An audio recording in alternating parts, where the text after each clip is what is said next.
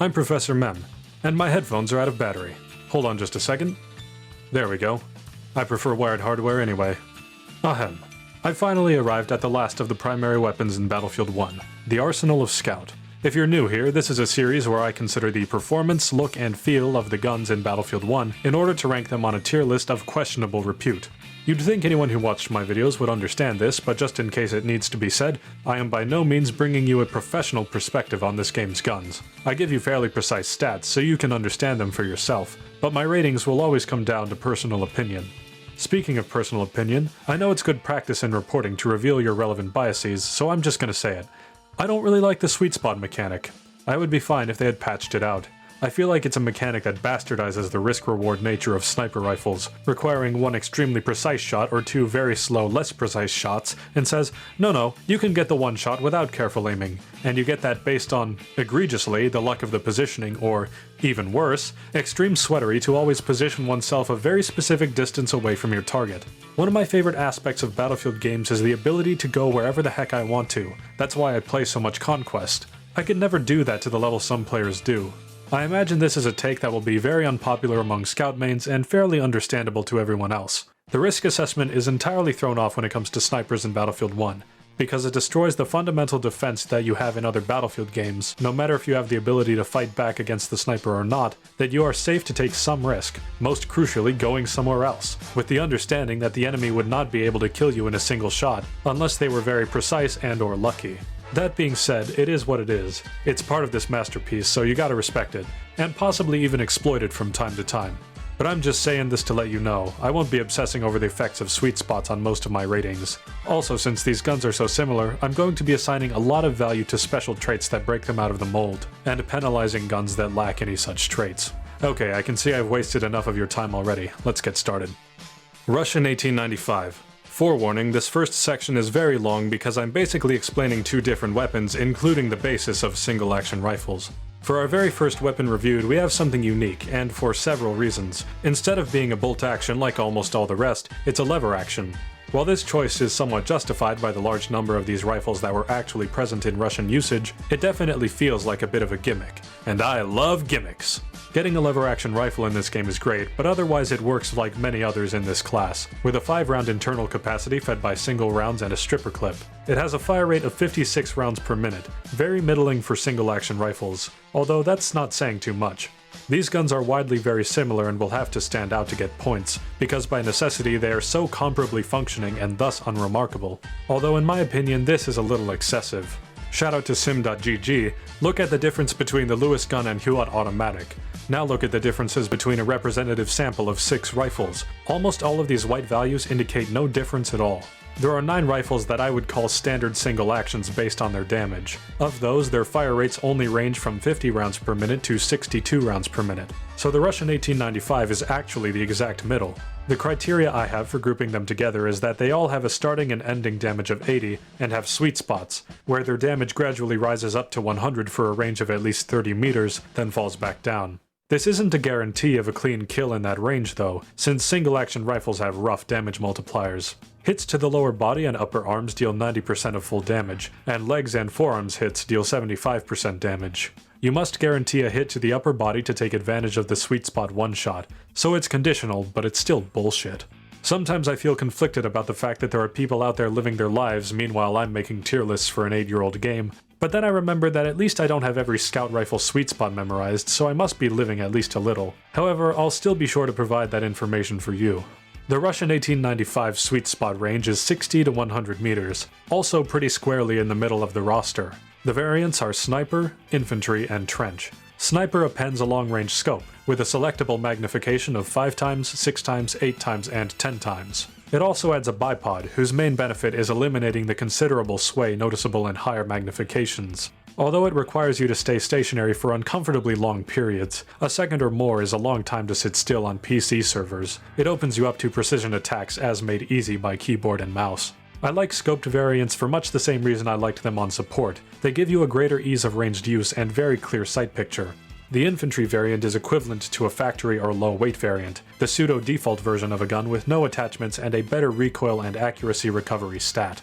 However, if you want to run irons, you might as well try out the other thing that makes the Russian 1895 unique, the trench variant. This one-of-a-kind gun changes the cartridge from 7.62x54 to 30-40 Krag, reducing damage to be something actually a lot like the bolt-action carbines of Battlefield 5, which if you know me, you know I'm a fan of.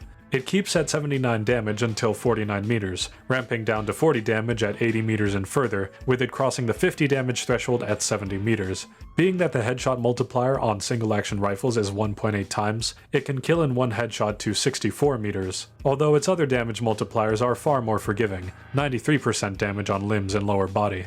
Additionally, while the muzzle velocity of the other variants is a nice and high 820 meters per second, the speed of this variant is 580 per second. What it gets in exchange is that it has the fastest cycling speed of any of these manually operated rifles by far, at 124 rounds per minute. That's a 121% increase to the firing speed. Furthermore, since the barrel has been shortened to carbine length, the hipfire radius has been reduced by a third from a practically unusable higher than everything else, to a manageable for close-range aggression radius. The reason I don't consider it a different weapon altogether like the auto-loading 825 is because it doesn't have its own icon, and it keeps the same capacity and reload, and even maintains the same recoil despite how one might reasonably assume this weaker ammo would cause less recoil.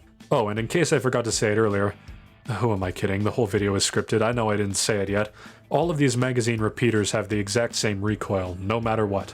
So compared to the bolt-action carbines of BFV, it's faster, but its main failings are that it is no better to use with sights, since it misses out on their main advantages. It has no lower recoil, and its cycling animation isn't even done by the time you're ready to fire again. One of my recurring pet peeves in this game. I mean, this is the one spammable single action, and spamming on sights is unviable. We can also compare it to something else from this game, the Sjogren Inertial Slug. The damage models are shockingly close, with the 1895 having a little more damage and a longer damage range, and faster muzzle velocity. It has twice as much horizontal recoil but 1/3 the vertical recoil.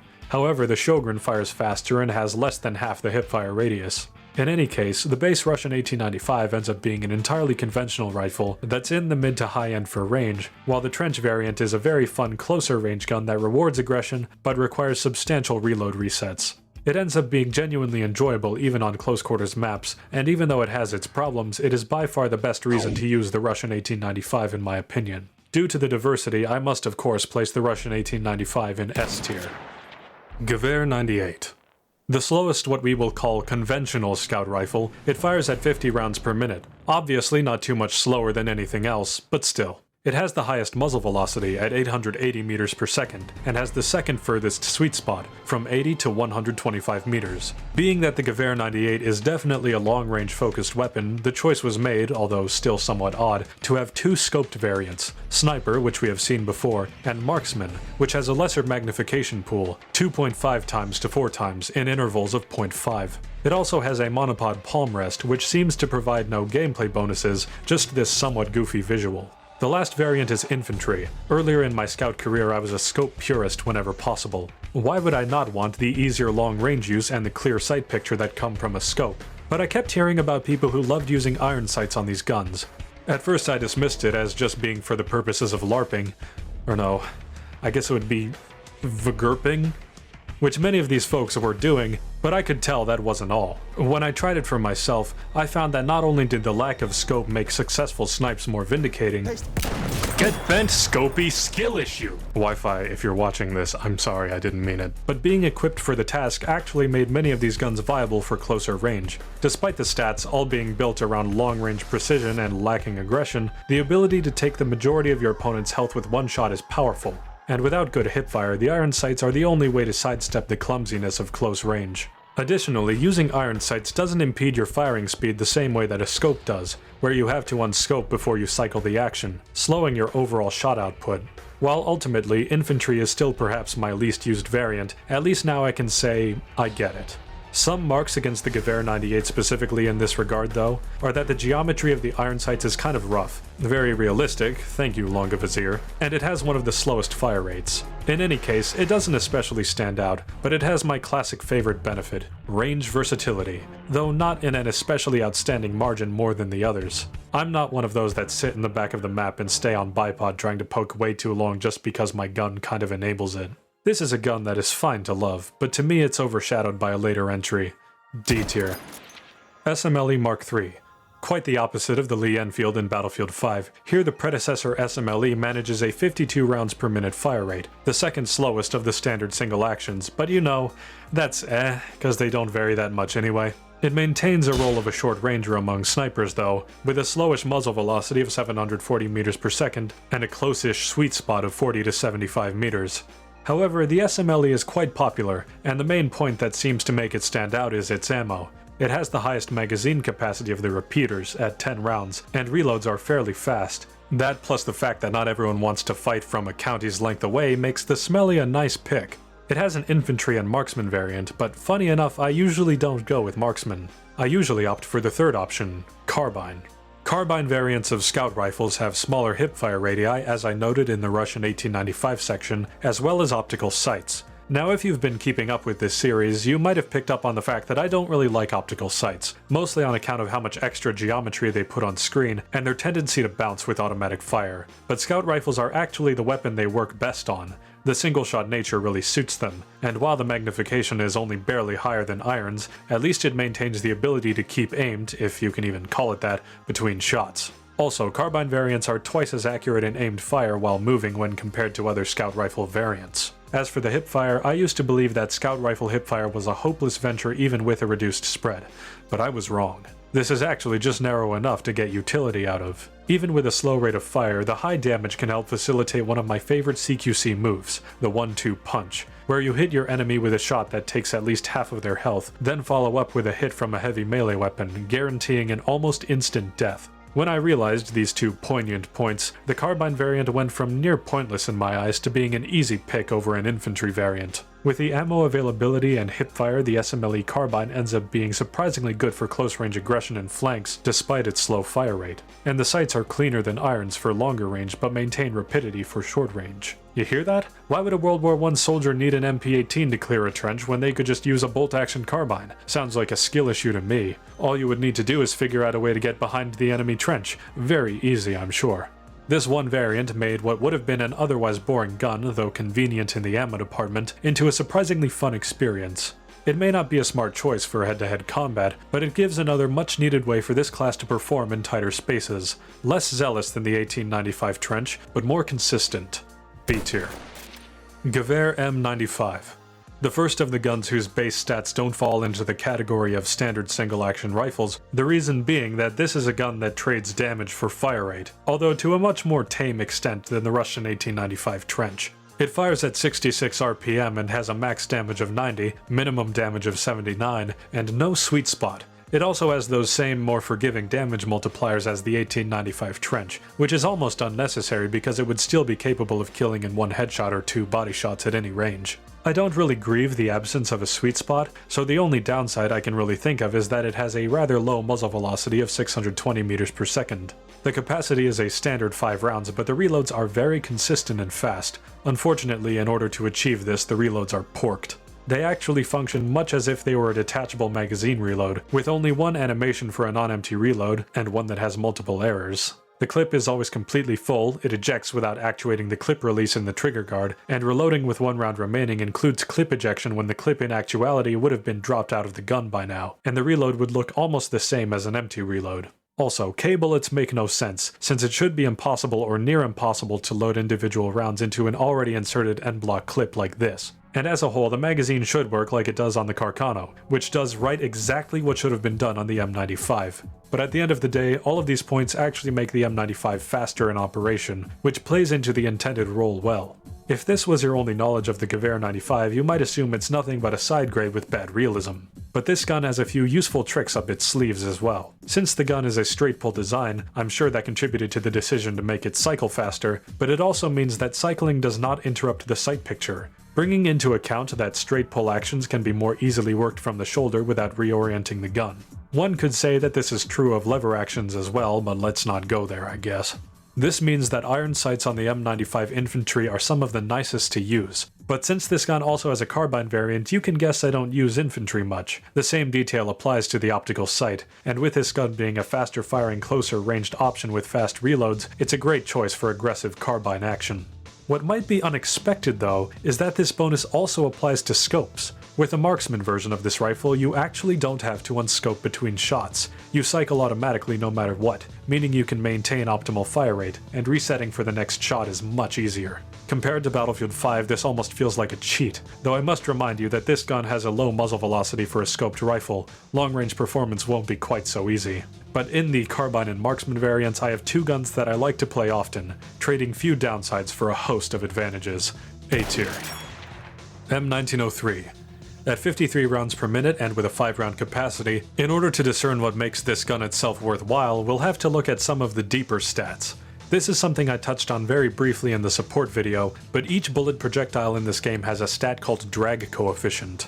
This is a value that affects the physics of your bullet, basically acting how drag would in real life. Almost all other scout rifle cartridges have a drag coefficient of 0.0025. While the M1903, firing 30-06, has a drag coefficient of 0.002, which to my understanding means that the M1903's shots suffer 20% less bullet drop and deceleration. This makes it probably the best rifle for long range, punctuated by the fact that it has the furthest ranged sweet spot, from 100 to 150 meters. That's also such a large sweet spot, but they seem to get bigger the further you go, and it seems fair since it's a little harder to take advantage of. While its muzzle velocity is only second best at 820 meters per second, 60 meters per second slower than the Gewehr 98, meaning the G98's bullet would be faster close up, the M1903 will outperform it at range. The variants certainly seem to capitalize on this similar to the Gewehr 98, with both a marksman and a sniper variant. The M1903 seems to be competing for its niche, firing slightly faster, easier to hit at range. Though the G98 seems to have faster reloads all around, the 1903 is the first example of this cool trick where reloading with 1 round remaining just ejects for the faster stripper clip reload, rather than covering the action and inserting 4 loose rounds. Reload speed isn't a bad upside, but if that were the whole story I would still prefer the old Springfield. But that isn't the whole story.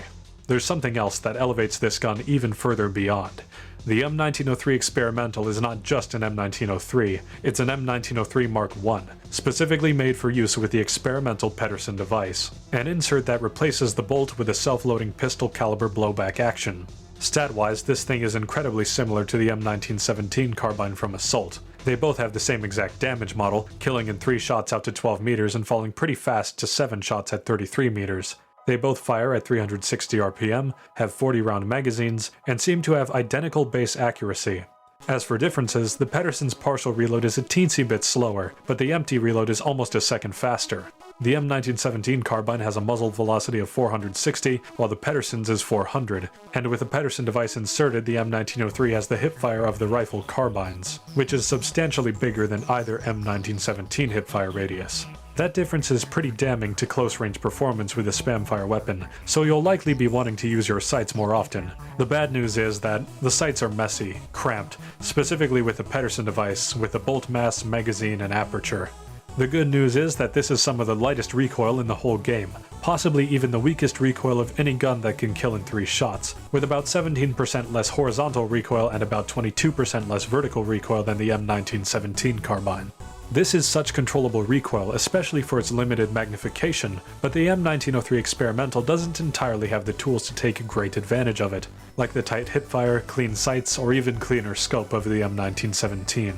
Regardless, it's still the definitive closest range viable gun of the class. It's a miracle we dare to get something that fires at 360 rounds per minute among all these manually operated guns. And this variant is even capable of switching back to 30-06 in bolt action by pressing the switch fire mode button, showcasing very cool animations and allowing you to have longer range when needed. This basically makes it an infantry variant in reserve, although I'm not sure if it has the corresponding accuracy recovery bonuses. The sights are also much better like this. Being as significant as it is, even if its most unique feature is difficult to work with sometimes, I must give the M1903 S tier. Martini-Henry. This, like the Gewehr M95, is a gun that I would say falls outside of the standard single-action rifles, although clearly for different reasons. It has a starting damage of 90 and a minimum of 70, while having 5 times higher vertical recoil than any other single-action rifle, which is why I clarified that specifically all magazine repeaters have the same recoil earlier. Of course, this doesn't matter since it's a single-shot breech loader. The reset takes far longer than any recoil readjustment would. The practical fire rate with the reload time is 25 rounds per minute, which is faster than the cycling time of the Panzerbuchse, Boys AT rifle, and NTW-50. The single-shot nature of the gun is an easier pill to swallow when I just imagine it as a gun with a 30-round magazine and a really slow cycling time, cause at least I don't have to deal with any of the reloads from the aforementioned AT rifles. Since the ammunition is a black powder cartridge, the muzzle velocity is incredibly pitiful for a scout rifle, 440 meters per second, slower than anything else in this class besides the Pedersen device. You'd expect a slow-firing single shot to be archetyped into a long-range dominator, but nope, they chose a more realistic depiction. This is what you get for your hardship. It's all in the sweet spot, and I actually endorse it here due to how much BS the Martini-Henry has to deal with otherwise. It rises to 100 damage at 30 meters and doesn't fall back below it until after 80 meters. Its sweet spot is as big as the M1903, but at a much closer and easier to utilize range. But that's not all. The damage actually continues up to plateau at 112 damage, just enough to be a one-shot kill even if you hit the lower body and upper arms, making it the only scout rifle capable of one-shotting to those regions. It would still only do 84 damage on shots to the legs and forearms though. Its range for doing 112 damage is 42 to 68 meters, so it has a big close sweet spot and an even sweeter spot that's more forgiving on where you can hit, making the Martini-Henry a mid-range menace. Let me say though, even if that weren't the case, I love me some gimmick guns. As a single shot, this is a fun challenge. Add in the poor ranged potential and it's even more of a challenge than expected. Add in the damage curve and it's a joy to use effectively. It doesn't offer a super significant gameplay shakeup, and the sniper variant doesn't make much sense, but using the Martini-Henry is one of the definitive moods of this game. A tier. Lebel Model 1886. The Lebel is a bit of an odd duck for the standard single actions. For one thing, it's the only magazine rifle here that isn't a box magazine. It's a tube magazine like most shotguns or lever action rifles, except still reloaded from an open action like all of these other scout guns. This leads to a reload that probably confuses most people not familiar with the Lebel design. On any partial reload, the chambered round is ejected, rather than being retained by covering the action, since that wouldn't really work with a tube magazine. The loading elevator is pushed down so you can actually get cartridges into the magazine, then the amount of cartridges you needed to reload are put into the tube. Once complete, the bolt is yanked back to raise the cartridge elevator, and one last round is placed onto it to be chambered, accounting for the round lost when opening the action. You can look at it as just part of the reload ending animation, and/or that you'll always have to expect one extra round's worth of time spent reloading. On empty, the elevator is pushed down and all 8 rounds are put into the magazine. Then the action is closed on an empty chamber, then cycled again to start feeding from the magazine. The Lebel feeds individual cartridges into its magazine fastest of all, but is completely incapable of packet loading with clips, and the slowest of all, reload startup and end animations guarantee that it will always be a long one no matter your capacity. At least you do get 8 whole rounds at max, making this the highest capacity sniper variant. The only other variant is infantry on this one. It's a bit of an odd choice for sniping, with the lowest muzzle velocity of the standard single actions, 720 meters per second, just barely slower than the SMLE, but it still counts. However, its sweet spot is between the SMLE and the Russian 1895 at 50 to 87 meters. For fire rate, it matches the Russian Winchester at 56 rounds per minute, dead middle of the road. Even with its oddities, I really don't mind the Lebel in sniper configuration. I just keep the magnification on the lower end and enjoy the generous ammo. As long as I'm not in danger, I find those reloads enjoyable. And just as I feel inclined to mention about every weapon with this trait, the Lebel firing sound does indeed have a nice barking quality. C tier. Mosin-Nagant M91. As the proper Russian rifle of World War I, the old dubiously reliable fires the same projectile as the 1895 lever action, and as a matter of fact it has the same 56 RPM fire rate too. Wait a minute, there's basically no difference between these guns! It's like a reskin! Seriously, the only statistical differences between the Russian 1895 infantry and the Mosin-Nagant M91 infantry are in the reload. It's almost like this gun only exists because of course it should if you're going to add the Russian factions, and since they didn't have to do any work of tuning the gun itself, I guess all that development time went into the reload animations, which are proudly some of the best in this game, being fully dynamic. Each portion of rounds reloaded has a unique sequence. You see the bolt bouncing when open, the cartridge lift trick is done on stripper clips, and reloading with 1 round remaining has the player character catch the last round, with this same trick being used for K bullets. Ironically, it kind of backpedals the bonus of ejecting on the last round, since the catching animation makes this the longest Mosin-Nagant reload. Also, I know these guns aren't glamorous, but holding the whole gun up by the bolt for this long feels borderline abusive. The one significant gameplay difference that the Mosin-Nagant offers is a marksman variant, ideal for fighting at ranges that aren't too long. But then again, marksman and sniper have no stat differences, it's just magnification level and the bipod. There are a few reasons to even differentiate these guns. I think the iron sights on the Mosin are good, I guess, but the 1895 came first and has the trench variant. The reloads are very cool, but they're attached to a gun with no identity. E tier. I'd like to remind you that this tier list is subjective and based on lots of factors. Of course the Mosin is a capable gun, middle of the road for scout. All the guns are so similar and thus so equally competent, but I can't put them all in A tier. What compromises the Mosin is its refusal to be impactful in the face of a gun that came before it which already has the same stats, a better aesthetic, and one of the most dynamic gun variants in the game. Oh, I guess this is the part where I mentioned the exclusive Battlefield 5 pre-order / give EA your subscription money bonus weapon is the Mosin-Nagant M38 Carbine. Super anachronistic as usual, this is like a carbine variant but with iron sights instead of an optical sight. This might have actually given me more of a reason to use the Mosin, but it's not accessible to me, and a fairly small change, just like the M1919 SMG of Assault. Vetterli-Vitali M1870 87.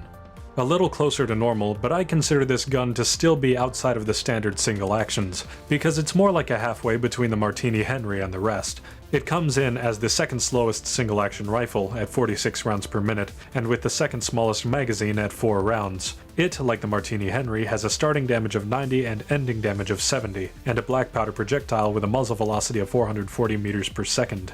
It may not have the boosted sweet spot, but it has the closest ranged one, dealing 100 damage from 20 to 50 meters, making it unironically the most aggressive sweet spot despite the low firing speed. Its variants are infantry, with sights that are a bit messy in the same vein as the Gewehr 98, and a carbine variant. Nice! It's perhaps the least serious looking gun in the game, but it plays to the strengths of the Vetterli. The only reason you use this gun is for the sweet spot or for the memes, and I do think it's meme-worthy due to how lowly people appraise it. It's also got some pretty good stuff going on aesthetically. For one thing, you'll never have to top up more than 2 individual rounds, since this gun also has the last round eject, and it uses what's called a charger clip instead of a stripper clip, since you don't strip the rounds in as much as you push in the whole assembly as a loading tool. Also, this gun very noticeably has at least 3 different cycling animations. A normal one where it sticks on the opening stroke, and one where it sticks on the closing stroke. Bro really needs to work on his stroking technique if he's getting such inconsistent results. Damn it, why do I keep doing this? That's the 3rd tier list in a row where I've made an unnecessary joke about beating. This video is brought to you in part by the Professor Mem Patreon Foundation. Interested in helping a small creator getting access to top secret extra content? Stay tuned to the end to find out more. I'd call it slept on, but that would imply that it's better than perceived. It's not. I think most people understand what it is and still choose to avoid it since it's slow with a low capacity. However, I'm definitely going to continue using this thing. Probably in the carbine form since I just unlocked it. Carbines are the goat, man. B tier. Type 38 Arisaka. Firing at 57 rounds per minute, it's almost inconsequentially faster than the Lebel and the 2 Russian rifles. Its muzzle velocity is 770 meters per second, middling but faster than, again, the Lebel and SMLE. However, its sweet spot runs from 30 to 62 meters, the shortest ranged of the standard single actions, and tied for second overall earliest sweet spot with the Martini-Henry.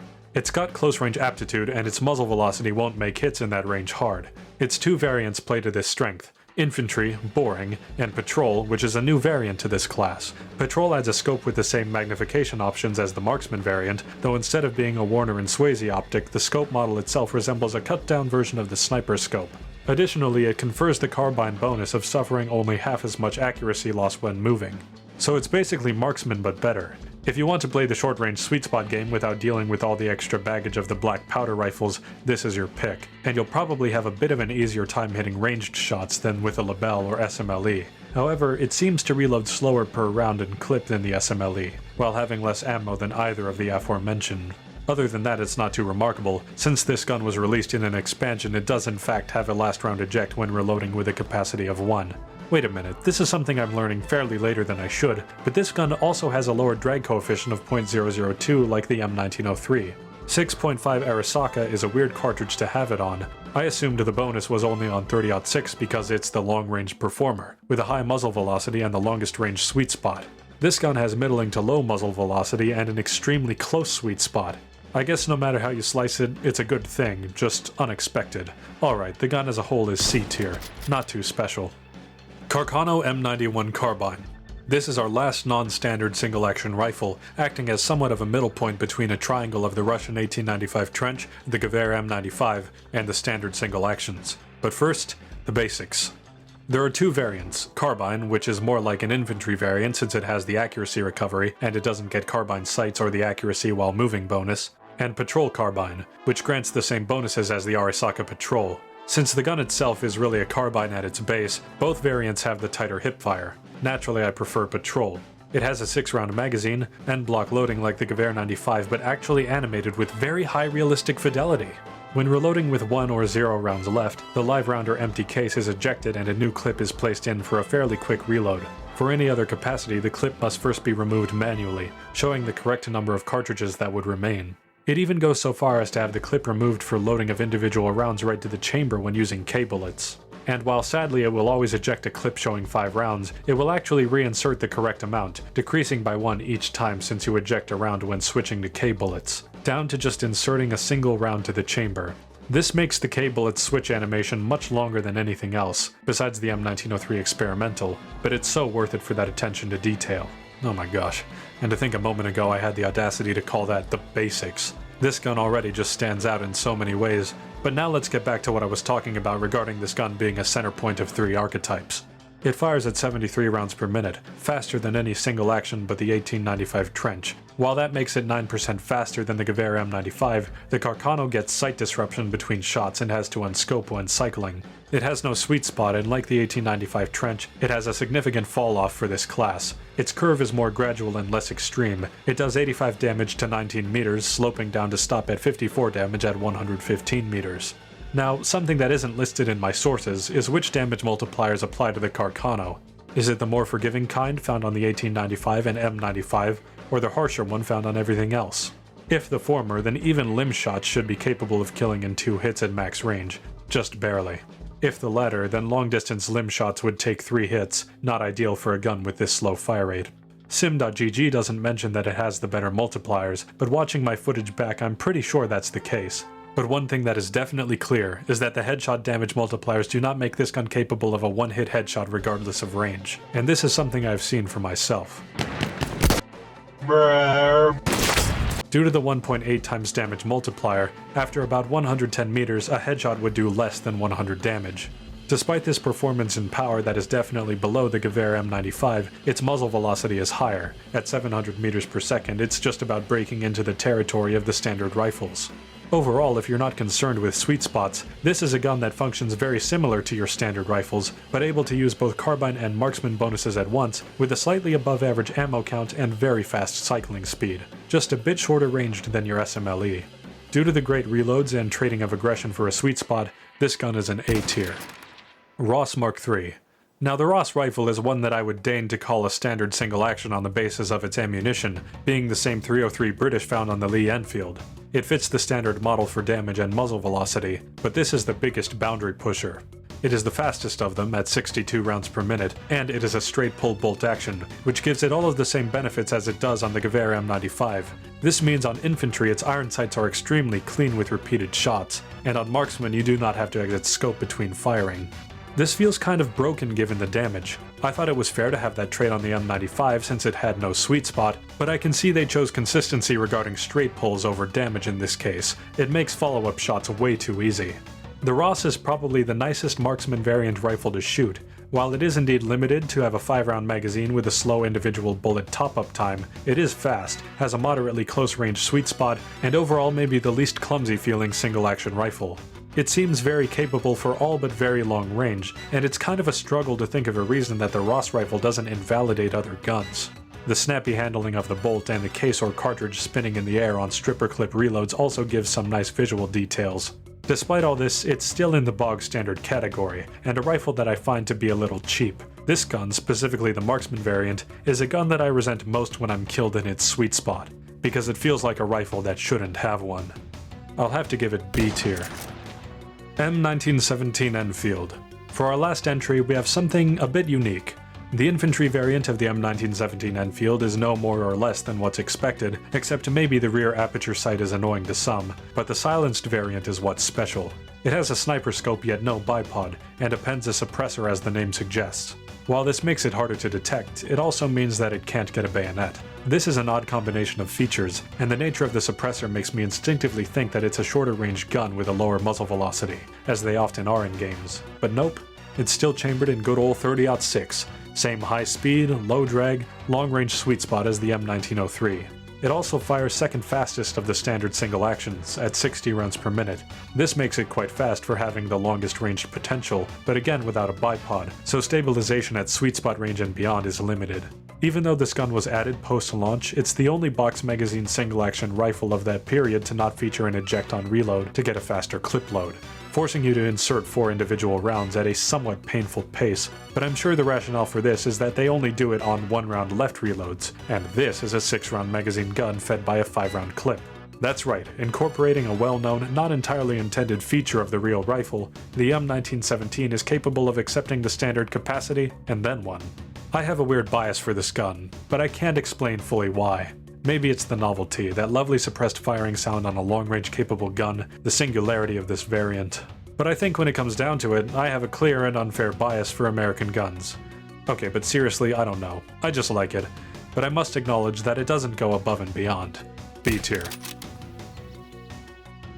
Alright fellas, I know I may have seemed to be harsh on some of your favorite guns, but this was a case where I had to really zoom in, so to speak, when it came to my tier list placements. I actually am fairly pleased to use pretty much every gun on here. It's not like BFV where Recon has the SLRs to hate on. But like I said, I can't rank everything high on the tier list, so they're all rated relative to each other, not to my other tier lists. I would be far more likely to use a C tier gun from this list than from any other list, for example. It might be evident, but I am very out of touch with this class. Sniping can be such a hassle with the unpredictability of all the other scouts you'll encounter. I know I've been out of touch with the popular consensus on classes before, but I really didn't even know where to start here. And most of that is probably because it all just feels the same whatever you get shot with, at least most of the time. So I never really took note of what gun was in the hands of scouts killing me most. However, I'm satisfied that by the end of my time gathering clips, I feel like my skills had visibly improved. Although, sadly enough, I credit part of that to learning the slight jank of the game that was throwing me off.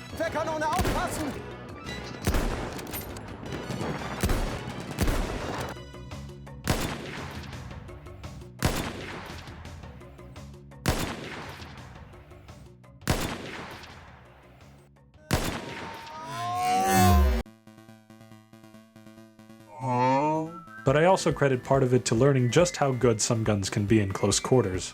I have a newfound appreciation for this class. Speaking of things I appreciate, I'd like to give a thank you to friend and fellow YouTuber Asiago Mateo, the artist behind both my old sprite and my new one debuting in this video, as well as my first batch of patrons, including my contributors Patrick Maurizi, Malachi Yorger, Lost Gerbil, and Jason, who give $1 a month to get early access to my videos. Additionally, for $5 a month, my producers, Parker D and Moonvive, get access to exclusive behind-the-scenes videos and the ability to participate in possible future polls. Lastly, my commissioners, Rin, Venk, and Locked In, donate $10 a month to get all previous benefits, as well as the right to commission a short narration from me once a month. Rin and Locked In, if you're watching, don't forget to submit your August readings through Patreon's Messenger if you have something in mind, because this is what you're missing out on. I'm fucking invincible! I thank all of my patrons for helping me to keep this channel sustainable, and I thank you for watching all the way to the end of the video. Viewers like you are the backbone of this channel's success. Have a pleasant day.